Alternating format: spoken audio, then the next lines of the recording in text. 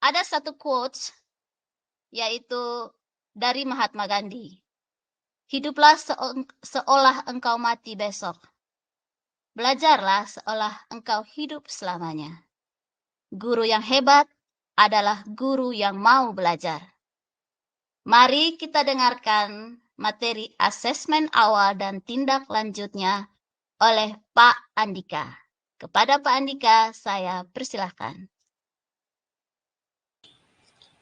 Baik, terima kasih kepada Ibu Novi yang sudah memberi saya kesempatan.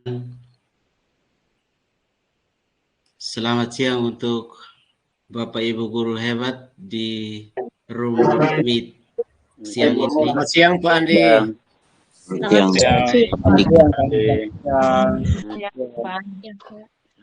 siang. Baik. Selamat siang Pak Andi. Mohon izin share screen.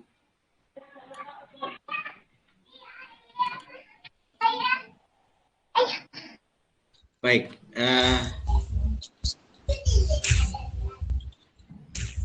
Kesempatan siang ini saya hanya akan mau berbagi seputar asesmen awal dan tindak lanjutnya. Baik, kalau kita berbicara tentang asesmen awal dan tindak lanjutnya, saya akan mengawali dengan sebuah cerita. Saya punya cerita seperti ini. Di video ini saya punya kisah alami. Anak-anak di kelas itu seperti ini. Ketika saya di kelas itu kondisinya seperti ini. Ada yang bermain HP, ada yang bercerita, ada yang lalu tidak ada buku di atas meja. Lalu dari sini timbul pertanyaan, apa yang salah sehingga situasi ini bisa terjadi? Kemudian pertanyaan berikut itu, bagaimana supaya situasi seperti ini bisa dihilangkan, lalu kelasnya itu jadi menyenangkan. Nah, kondisi seperti ini tidak bisa kita pungkiri bahwa setiap siswa atau setiap anak itu berbeda. Sebuah pandangan yang disampaikan oleh Ki Hajar Dewantoro pada tahun 1940 itu bahwa kita sebagai guru tidak boleh menyeragamkan hal yang tidak perlu, atau jangan menyeragamkan hal yang tidak perlu atau tidak bisa diseragamkan. Perbedaan bakat dan keadaan hidup anak dan masyarakat yang satu dengan yang lain harus menjadi perhatian, dan perbedaan ini harus diakomodasi, harus diakomodir. Nah, jadi dari pandangan ini kita sebagai guru itu harus memahami bahwa setiap anak itu tumbuh dengan kodratnya masing-masing. Kita sebagai guru itu hanya bisa membimbing tumbuh kembangnya kodrat itu. Lalu hal senada itu disampaikan juga oleh seorang guru Syafi'i bahwa pendidikan itu hanya merupakan upaya membangkitkan minat agar kemauan keras untuk memilih sendiri arah jalan hidupnya. Nah, hal ini mengantar saya pada satu situasi refleksi bahwa ternyata selama ini saya melakukan pembelajaran di kelas itu belum mengakomodasi, memenuhi kebutuhan belajar siswa. Nah, bagaimana untuk mengetahui kebutuhan belajar siswa? Kita sebagai guru itu perlu melakukan asesmen di awal pembelajaran. Asesmen di awal pembelajaran itu tujuannya apa? Untuk menilai kesiapan setiap individu peserta didik kita sebelum mempelajari materi atau suatu topik yang kita sudah rancang. Lalu pertanyaannya, seperti apa asesmen awal itu? Asesmen awal itu sama saja dengan ketika ibu-ibu mencermati ikan, memilih ikan yang masih segar atau tidak. Biasanya ibu-ibu kalau beli ikan di pasar itu pilih tendes-tendes ini ikan, pilih mana yang segar, mana yang tidak. Tujuannya apa? Supaya ketika dimasak itu tidak ada masalah. Sama juga dengan sebelum ibu-ibu memasak itu harus memastikan apakah bahan-bahannya sudah siap semua, bumbu-bumbunya sudah siap semua atau belum. Ada yang sudah siap atau sudah ada, lalu apa yang belum ada. Kalau yang belum ada mungkin nanti bisa disiasati atau dicarikan untuk diadakan dan seterusnya. Nah, di sini, nah asesmen awal ini ada 2 macam. Kalau dulu tahun kemarin itu kita kenal dengan asesmen diagnostik, tetapi kemudian berganti nama menjadi asesmen awal pembelajaran. Nah, asesmen awal ini terdiri dari asesmen awal kognitif dan asesmen awal non kognitif. Asesmen awal non kognitif ini tujuannya untuk mengukur aspek psikologis dan emosional siswa sebelum memulai pembelajaran. Kemudian asesmen non kognitif ini lebih menekankan pada kesejahteraan psikologis dan emosional siswa. Kita harus tahu lebih dahulu siswa itu di rumah dia tinggal dengan orang tua atau ada yang mungkin tinggal dengan wali, hubungan keluarga dengan wali itu seperti apa. Ada yang mungkin tidak ada hubungan keluarga tetapi karena terpaksa harus dari kampung tinggal menumpang dengan wali. Nah, ini akan berpengaruh pada psikologis kesejahteraan siswa dalam belajar. Nah, asesmen non kognitif ini biasanya dilakukan di awal tahun pelajaran. Bisa dilakukan dengan mengisi angket survei, bisa surveinya bisa melalui Google Form atau kalau memang terkendala disesuaikan dengan kondisi kita. Kalau tidak bisa menggunakan Google Form karena Google Form ini sudah pasti membutuhkan jaringan internet. Kalau jaringan internetnya tidak memadai bisa dibuatkan dalam kertas, dicetak di kertas, kemudian dibagikan ke siswa untuk diisi. Nah, biasanya ini dikoordinir oleh wali kelas dan guru BP. Karena kalau dilakukan oleh setiap guru, kasihan juga kalau ada 10 guru harus melakukan asesmen non kognitif untuk 50 orang. Satu orang itu harus mengisi angket non kognitif ini sebanyak 10 kali. Jadi baiknya itu asesmen non kognitif ini dikoordinir atau dilakukan oleh wali kelas bersama dengan guru BK, kemudian hasilnya itu baru disampaikan ke masing-masing guru mata pelajaran untuk diketahui. Kemudian selain asesmen non kognitif ini ada asesmen kognitif. Nah, asesmen kognitif ini berkaitan langsung dengan topik pelajaran, topik atau materi pelajaran yang akan dipelajari. Tujuannya untuk mengukur kemampuan dasar siswa pada topik atau mata pelajaran tertentu. Nah, ini tentunya berbeda antara mata pelajaran yang satu dengan mata pelajaran yang lain itu berbeda. Sehingga perlakuan atau pelaksanaan asesmen kognitif ini akan dilakukan oleh setiap guru mata pelajaran di awal setiap topik atau materi pelajaran baru. Kalau saya biasanya melakukan asesmen awal ini di awal setiap topik, tujuannya untuk mengukur kemampuan dasar.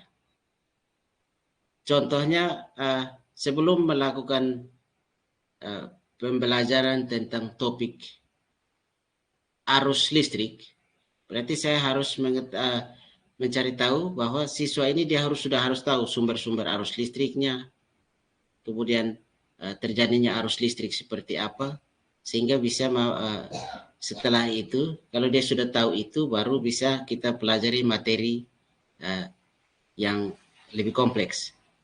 Atau contoh lain lagi, ketika ada satu guru SD kelas 1, sebelum mengajar tentang membaca, dia menulis kata berdiri. Dia tulis kata berdiri di papan tulis, kemudian dia instruksikan, kemudian guru ini menginstruksikan kepada siswanya. Ada 15 orang nih, siswanya ada 15 orang, lalu ibu guru ini memberi aba-aba. Pada hitungan ketiga, lakukan apa yang tertulis di papan tulis. Begitu hitung 1, 2, 3, ibu guru ini mendapati bahwa ada 5 anak yang berdiri. Sedangkan 10 anaknya tidak berdiri. Masih tetap posisi duduk. Lalu ibu ini mengambil kesimpulan bahwa 5 orang ini yang sudah bisa membaca. Sedangkan 10 orang ini tidak bisa membaca. Nah, secara tidak langsung guru ini sudah melakukan asesmen awal kognitif. Yang berikut, pertanyaannya adalah bagaimana tahapan-tahapannya. Kalau kita mau buat asesmen awal itu tahapannya seperti apa? Nah, ini saya rangkum ada 3 tahapan. Yang pertama sudah pasti kita persiapkan dulu. Ada persiapan, kita menyiapkan jadwal waktunya. Nah, di beberapa sekolah itu di awal tahun pelajaran itu mereka menyiapkan waktu 1 minggu. 1 minggu pertama untuk melakukan asesmen awal. Dan lebih fokus pada asesmen awal non-kognitif. Yang dikoordinir oleh wali kelas dan guru BPPK. Nah, kemudian di sekolah lain, itu pada saat MPLS, itu lebih banyak materinya itu tentang asesmen non-kognitif. Tujuannya untuk mengetahui atau mengumpulkan informasi tentang kesejahteraan psikologis dari peserta didik itu sendiri. Kemudian setelah menyusun jadwal, memastikan itu, kita identifikasi materi apa yang mau di assess atau mau dinilai, diuji. Misalnya kita ingin mengetahui keadaan emosional siswa, kesejahteraan psikologisnya, kebiasaan belajarnya, apa yang dilakukan setiap hari di rumah. Nah, ini yang dipersiapkan, diidentifikasi dulu. Nanti setelah ini saya tampilkan contoh. Kemudian kita menyusun instrumen. Instrumen itu terdiri dari beberapa butir soal atau pertanyaan yang digunakan untuk menghimpun informasi-informasi yang kita inginkan. Kemudian tahap kedua itu adalah pelaksanaan. Pada tahap pelaksanaan, kalau kita menggunakan Google Form sebagai instrumen, pada saat pelaksanaan kita tinggal bagikan link Google Form-nya, anak-anak diisi. Nah, untuk asesmen non-kognitif ini, anak-anak siswa kita bisa diberi instrumen itu baik dalam bentuk kertas atau lembar pertanyaan atau Google Form. Itu bisa kita tugaskan untuk mereka kerjakan di rumah. Sedangkan untuk asesmen non-kognitif, itu wajib harus dikerjakan di sekolah di bawah pengawasan guru. Tujuan pengawasannya itu apa? Tujuannya adalah pada saat pelaksanaan asesmen kognitif ini, siswa benar-benar diarahkan untuk menjawab pertanyaan-pertanyaan atau soal-soal itu seadanya, apa adanya. Jadi kita bedakan asesmen non-kognitif itu dan asesmen kognitif. Jadi kognitif itu harus di sekolah kita awasi sehingga kita menghindari kalau dia bawa ke rumah itu bisa berpotensi soal-soal itu bisa dikerjakan oleh orang lain atau siswa ini mendapat bantuan dari orang lain untuk mengerjakan soal-soal tes awal ini atau asesmen awal. Nah, di situ data informasi itu tidak menjadi akurat lagi untuk bisa memetakan kebutuhan belajarnya. Kemudian setelah pelaksanaan itu ada tindak lanjutnya. Ya, tindak lanjutnya kita mulai analisis hasil asesmennya. Kemudian hasil asesmen itu digunakan untuk memetakan kebutuhan belajar. Nah, yang berikut. Saya kasih contoh. Di sini saya contohkan mata pelajaran biologi. Ini ada satu capaian pembelajaran yang ada di fase F.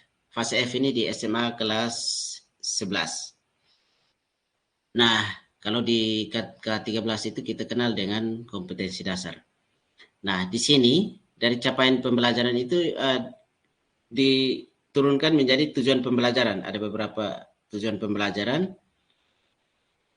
Kemudian dari tujuan pembelajaran itu nanti disusun dari sederhana ke tujuan pembelajaran yang kompleks, itu namanya alur tujuan pembelajaran. Nah,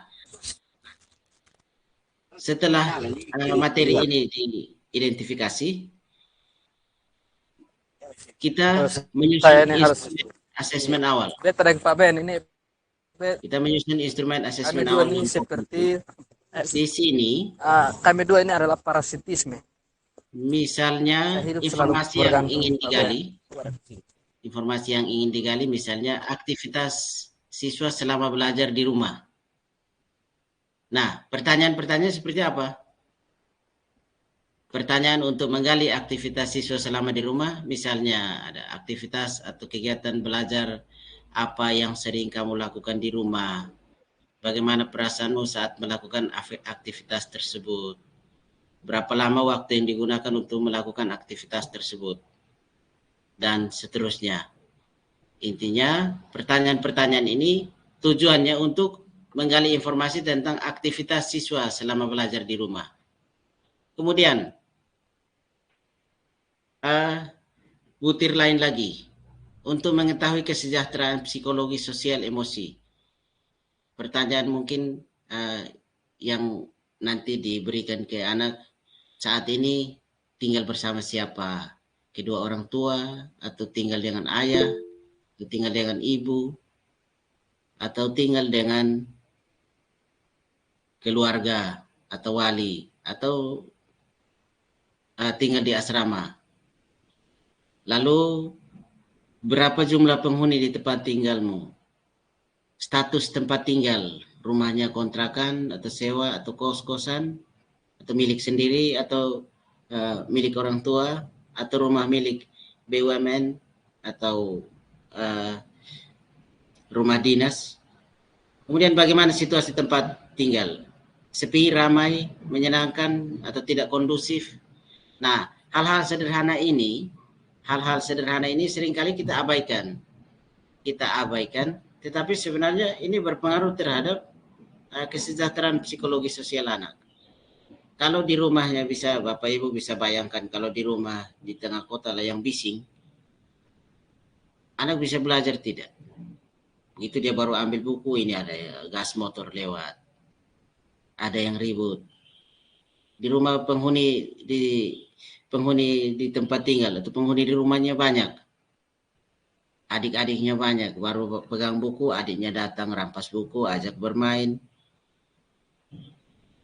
Lalu mungkin ada hal-hal lain lagi yang kira-kira mempengaruhi kondisi belajarnya. Saya temukan, saya dapat cerita dari salah satu teman saya bahwa ini sekolahnya di kampung. Dia bercerita bahwa ada siswanya itu sulit untuk bangun pagi, sulit untuk menyelesaikan tugas. Setelah dicek di rumah, anak ini setiap hari orang tuanya bekerja sebagai petani. Setelah dicek, pagi orang tuanya berangkat ke kebun, pulangnya malam. Setelah pulang, anak ini harus membantu ibunya untuk menyiapkan makanan untuk makan malam, bahkan untuk menyiapkan untuk makan besok pagi. Bayangkan kalau di kampung, anak itu orang tuanya pulang dari kebun sekitar jam 5, jam 6, kemudian anak itu harus disuruh untuk membantu orang tuanya, membantu mamanya tumbuk jagung sampai dengan jam berapa. Kemudian mulai makan malam itu sudah larut malam. Kapan dia belajar? Kemudian kalau dia tidur sudah larut malam, besok pagi bisa tidak dia bangun pagi untuk siap ke sekolah? Nah, hal-hal ini kadang-kadang kita abaikan, kita tidak kita tidak tidak menganggap itu sebagai hal yang harus diperhatikan. Kita abaikan itu. Kemudian yang berikut, itu tadi asesmen non kognitif. Sekarang kita masuk pada asesmen kognitif. Pada asesmen kognitif itu siswa diberi pertanyaan, diberi lembar soal atau diberi link Google Form yang berisi pertanyaan-pertanyaan yang kira-kira berisi pertanyaan-pertanyaan yang mengukur kemampuan awal. Kemampuan awal kira-kira kemampuan apa yang harus dipelajari atau harus dipahami terlebih dahulu sebelum anak ini bisa mempelajari materi berikutnya. Contoh, kalau di SD itu kelas 1, anak kelas 1 untuk bisa membaca minimal dia harus kenal huruf lebih dahulu. Nah, ini yang perlu diukur lebih dahulu. Kalau dia sudah kenal huruf berarti dia bisa membaca. Tetapi kalau anak belum kenal huruf, maka belum bisa langsung membaca. Tetapi anak ini harus diberi perlakuan khusus. Treatment apa atau tindakan apa yang perlu diberi dahulu sebelum mempelajari materi pelajaran yang akan dipelajari. Nah, jadi intinya bahwa dalam asesmen awal kognitif ini, anak diberi beberapa soal yang menjadi prasyarat pengetahuan untuk siswa itu bisa mempelajari materi yang sudah dirancang, pengetahuan-pengetahuan awal. Nah, bagaimana melakukan asesmen awal kognitif ini? Jadi, materi yang akan diujikan itu kita analisis atau identifikasi, kemudian ada pertanyaannya, ada soal kita berikan, kemudian dari hasil jawaban siswa itu dianalisis kemudian ditindaklanjuti seperti ini. Tindak lanjutnya misalnya dari 5 soal yang diberikan, dengan skornya, kalau bagi siswa yang mendapat skor sekian, itu dapat menjadi ketua kelompok atau pembelajaran teman sejawat. Jadi anak-anak yang memiliki pengetahuan awal lebih tinggi, itu bisa dijadikan tutor untuk teman-temannya. Kemudian di dalam pembagian kelompok nanti ini diperhatikan anak-anak yang punya kemampuan awal lebih tinggi atau dia lebih cepat, itu dimanfaatkan, dijadikan tutor untuk teman-temannya. Nah, selama ini biasanya kita berpikir bahwa asesmen awal kognitif ini dipakai untuk memetakan siswa yang nanti kemampuan awalnya lebih tinggi, ada yang sedang, ada yang rendah. Nah, yang rendah itu kita pisahkan supaya nanti diajarkan terpisah. Yang sedang kita buat kelompok sendiri, yang pintar kelompok sendiri. Nah, ini akan berpotensi menimbulkan masalah baru. Masalah baru itu yang dimaksud itu mungkin saja yang belum memiliki pengetahuan lebih di asesmen awal ini dia memiliki skornya rendah atau belum memiliki pengetahuan setara dengan temannya yang lebih tinggi, bisa saja minder, berpikir bahwa saya tidak mampu untuk belajar di sini, saya lebih baik tidak usah masuk kelas, malas belajar. Ini masalah baru yang berpotensi muncul ketika tindakan kita salah. Jadi diharapkan itu hasil asesmen ini tidak digunakan untuk menjustis, mencap bahwa ada anak yang mampu, ada yang tidak mampu. Nah, ini perlu kita hilangkan untuk tidak menciptakan potensi, tidak menciptakan timbulnya masalah baru. Nah, hasil asesmen yang sudah kita lakukan tadi itu digunakan untuk memetakan kebutuhan belajar siswa, sehingga kita dapat menentukan strategi yang sesuai dengan kondisi murid. Mungkin ada yang punya gaya belajar itu suka membaca, ada yang sukanya mendengar penjelasan, atau sukanya mereka bertanya kepada teman. Nah, ini digunakan untuk nanti merancang kegiatan pembelajaran itu menggunakan data ini, sehingga tindakan yang kita beri itu tidak salah. Yang berikut, hasil asesmen ini digunakan untuk memfasilitasi pembelajaran berdiferensiasi. Itu sama kaitannya dengan poin pertama tadi. Jadi kita dalam merancang pembelajaran berdiferensiasi itu mengakomodir karakteristik siswa yang tumbuh di lingkungan, kondisi, dan bakat yang berbeda. Jadi penting hasil asesmen ini untuk memfasilitasi pembelajaran berdiferensiasi. Nah, dari hasil asesmen ini juga kita sudah bisa tahu kontennya yang harus didiferensiasi, atau proses pembelajaran yang didiferensiasi, atau produknya, atau kolaborasi atau diferensiasi ketiganya itu, konten, proses, dan produk. Sehingga treatment atau tindakan yang kita beri dalam proses pembelajaran itu tepat sasaran dan bisa mengakomodir kebutuhan belajar siswa. Jadi intinya bahwa asesmen awal ini itu seperti dokter yang mengidentifikasi pasien yang sakit. Dia harus cari tahu sakitnya di mana, kemudian punya riwayat sakit lain, sehingga pada saat pemberian obat, pemberian tindakan itu tidak berpotensi menimbulkan masalah baru. Macam tadi saya sudah katakan bahwa treatment atau tindakan yang kita berikan itu benar-benar harus sesuai dengan kebutuhan yang tidak berpeluang untuk menimbulkan masalah baru. Kemudian bagaimana supaya siswa ini bisa tertarik dengan apa yang diajarkan oleh kita sebagai guru? Maka kita harus samakan frekuensi. Biasanya menggunakan equalizer itu, mulai dari bus sampai Twitter, sampai tribal itu, harus disamakan frekuensi untuk bisa mendapatkan bunyi yang bagus.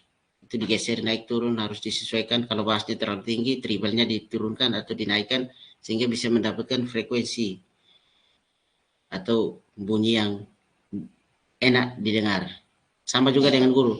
Ketika kita merancang pembelajaran supaya bisa kelasnya menjadi menyenangkan, kelasnya bisa menjadi aktif, lalu siswanya merasa senang dan tertarik untuk belajar, itu kita harus samakan.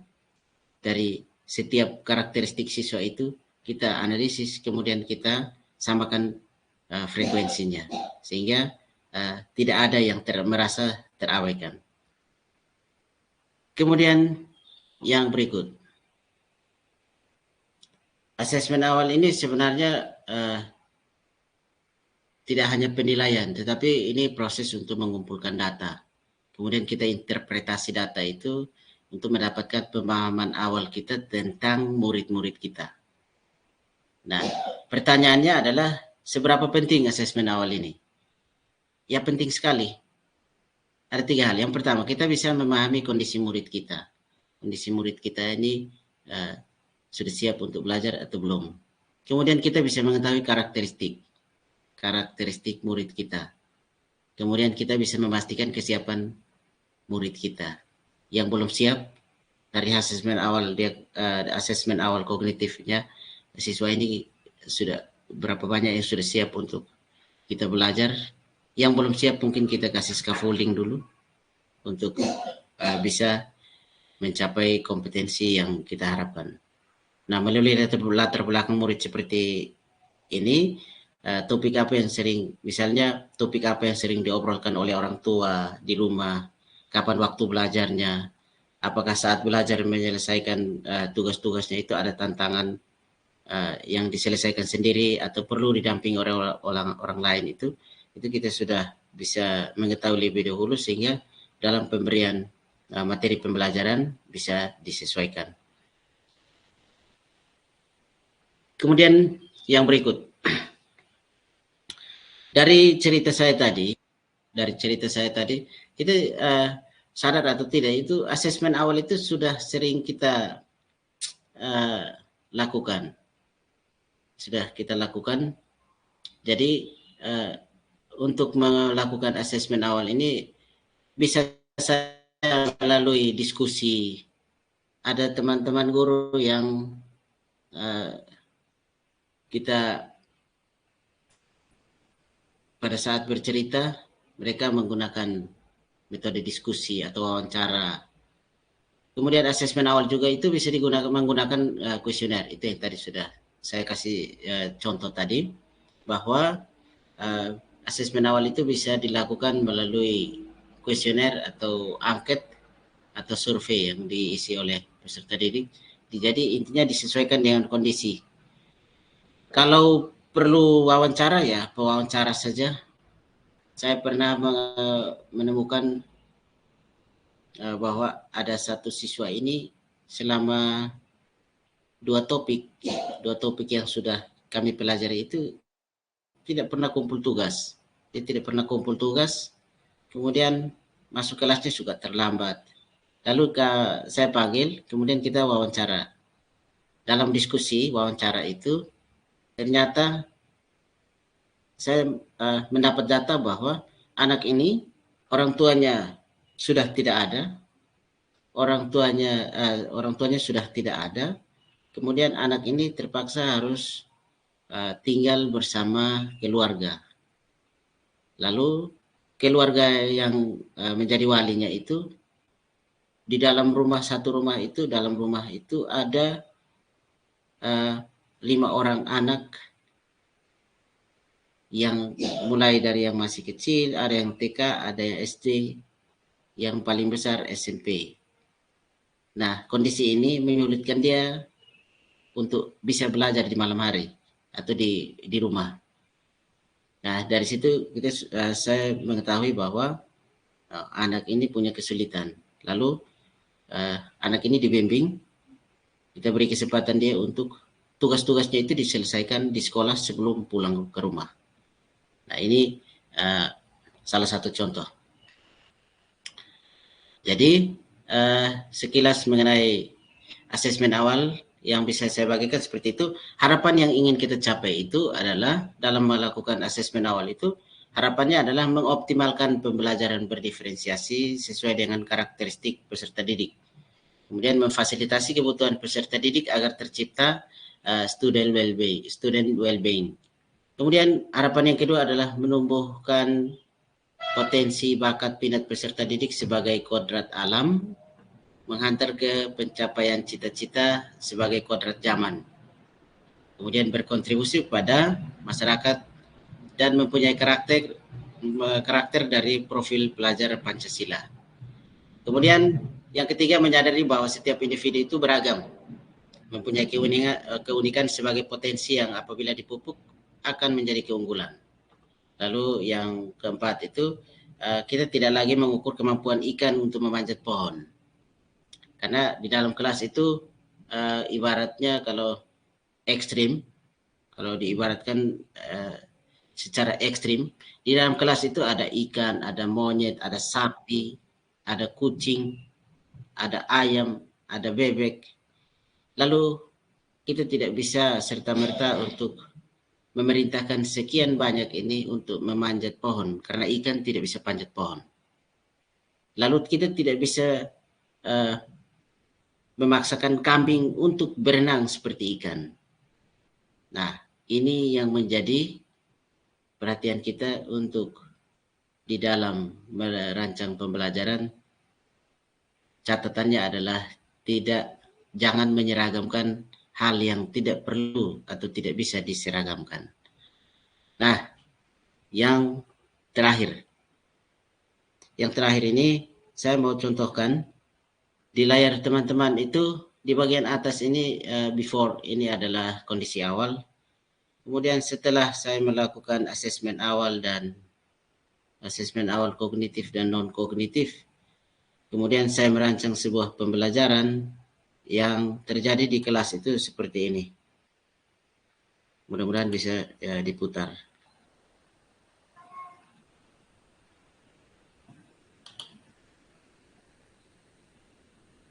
Ya, jadi di bagian awal ini ada di bagian bawah. Di bagian bawah ini adalah situasi pembelajaran yang saya rancang setelah melakukan asesmen awal kognitif dan non kognitif. Jadi di sini situasi belajar di kelasnya sudah menjadi lebih aktif dan bisa terlihat teman-teman. Bisa Pak. Bisa. Oke. Jadi kira-kira seperti itu tentang asesmen awal dan tindak lanjutnya.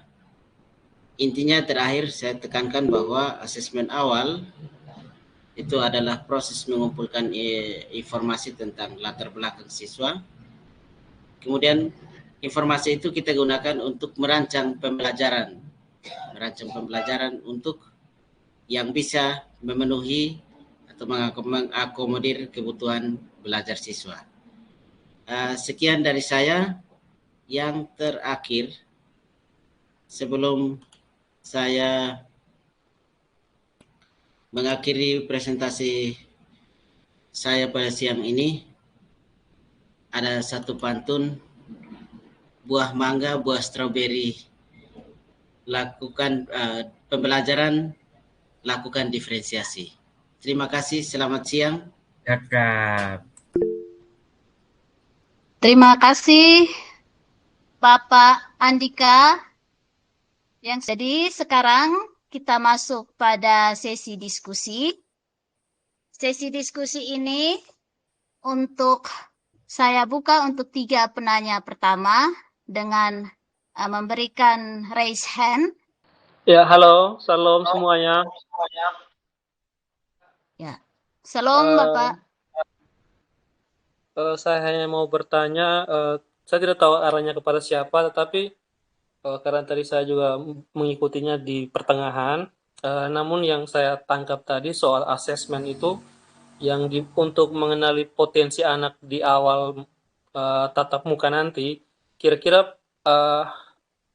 saya mau tahu bagaimana kita membuat asesmen itu, atau langsung saja soal-soalnya seperti apa untuk bisa mengukur potensi anak itu. Itu saja, Ibu. Baik, terima Terima kasih kasih. Pak Petrus. Boleh tahu Bapak dari sekolah mana Bapak? Dari SMA Kotolin, Ibu. Kotolin. Oh ya. Ya, selamat sore, salam Iya, siap. kita semua. Nama saya Trisnawati Taopan dari SD Negeri Kesatnana. Yang saya mau tanyakan tentang asesmen awal. Ya, jadi pertanyaannya juga mungkin untuk narasumber pertama dan juga untuk narasumber kedua. Di sini apakah di proses di penilaian awal itu apakah kita bisa gunakan penilaian diri sendiri untuk siswa dan juga penilaian untuk siswa dari teman sekelasnya. Ya, mungkin itu pertanyaan dari saya. Terima kasih.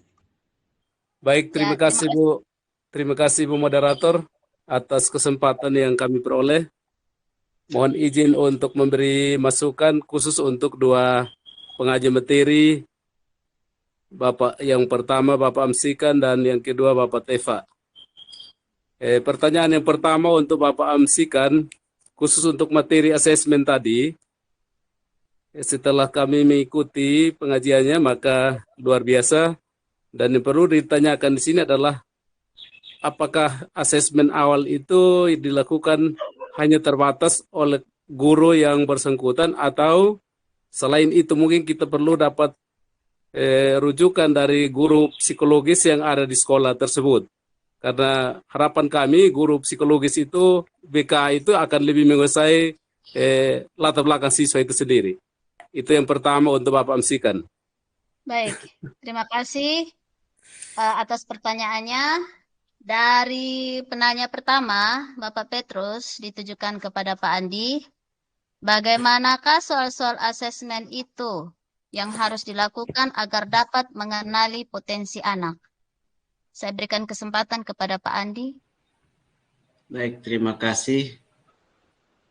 Menyangkut soal-soal asesmen, saya izin share ulang ya screen ini. Ini contoh pertanyaan-pertanyaan untuk menggali potensi dari peserta didik. Itu asesmen awal itu kan ada dua tadi, non kognitif dan asesmen awal kognitif. Nah, untuk asesmen awal non kognitif itu sudah saya jelaskan tadi bahwa tujuan asesmen awal kognitif itu untuk mengukur aspek psikologis dan emosional siswa. Nah, ini sekaligus menjawab pertanyaan dari penanya ketiga, bahwa asesmen awal non kognitif itu idealnya dan biasanya lebih relevan kalau dilakukan oleh wali kelas dan guru BPBK di sekolah. Karena yang nanti lebih mengenal, lebih dekat dengan anak-anak itu adalah lebih banyak itu dan lebih paham tentang psikologis anak itu adalah guru BPBK ini, guru BK. Nanti setelah datanya dianalisis, hasilnya itu baru nanti didistribusi atau disampaikan kepada setiap guru mata pelajaran. Nah, bagaimana mengetahui potensi anak itu tadi? Nah, untuk asesmen awal non kognitif itu bisa diberikan pertanyaan-pertanyaan yang menggali informasi tentang misalnya aktivitas siswa selama belajar di rumah. Ini pertanyaan-pertanyaannya contohnya seperti ini. Bisa kita tanyakan bagaimana perasaan saat melakukan aktivitas di rumah. Aktivitas apa atau kegiatan belajar seperti apa yang sering dilakukan di rumah. Mungkin membacakah atau meminta kakaknya atau orang tuanya untuk membantu menjelaskan hal-hal yang belum dia pahami, atau mungkin dia menonton lebih cenderung atau lebih suka menonton di YouTube penjelasan-penjelasan. Itu yang kita gali dari anak-anak. Kemudian misalnya untuk mengetahui kesejahteraan psikologis dan emosi dari siswa, kita bisa tanyakan pertanyaan-pertanyaan ini, kita rancang terkait dengan informasi yang ingin digali. Apa yang kita mau gali? Aktivitas siswa selama belajar di rumah, kita mau gali tentang kesejahteraan psikologis, sosial, emosinya, kemudian kebiasaan, gaya belajarnya, dia lebih membaca dengan baca buku, atau mungkin dia lebih suka mendengar penjelasan dari teman atau dari guru, dari orang tua, atau mungkin dia lebih suka memahami dengan melakukan sesuatu. Mungkin lebih suka mencoba. Mungkin di rumah, di sekolah tadi dia sudah belajar, di rumah dia mau memperdalam, dia lebih suka mencoba. Contoh, kalau di kelas SD kelas 6, kalau saya tidak salah itu materinya tentang materi IPA-nya tentang listrik, rangkaian listrik. Mungkin dia belajar di sekolah, kemudian sampai di rumah, kebetulan dia lihat ada baterai, ada kabel, ada bola lampu. Oh, tadi saya di sekolah belajar tentang ini. Saya mau coba. dia coba. Nah, ini gaya-gaya belajar seperti ini yang nanti kita gali dengan menggunakan pertanyaan itu. Pertanyaan-pertanyaan ini bisa nanti diberikan kepada anak melalui lembar survei atau lembar soal, pertanyaan, atau memungkinkan, kalau memungkinkan dengan Google Form lebih baik lagi, tetapi disesuaikan dengan kondisi. Kalau di Kota Ulin tidak bisa ada akses internet, ya lembar soal saja tidak apa-apa, lembar pertanyaan, kemudian anak-anak mengisi. Nah, itu cara-cara untuk menggali potensi atau menggali informasi tentang kondisi dari peserta didik. Kemudian untuk aspek kognitifnya, untuk aspek kognitif, yang pertama itu kita identifikasi materi yang akan diujikan. Nah, jadi kalau misalnya guru itu mau mengajar materi, misalnya biologi tentang menjelaskan komponen kimiawi penyusun sel, struktur dan fungsinya, ini pertanyaan-pertanyaan untuk menggali potensi awal atau kemampuan dasar dari peserta didik itu dirancang, soalnya dirancang seputar materi ini, materi yang akan diajarkan. Nah, soal-soal itu akan diberikan kepada siswa bisa melalui lembar soal, kemudian bisa melalui Google Form atau teknik lainnya, metode lainnya.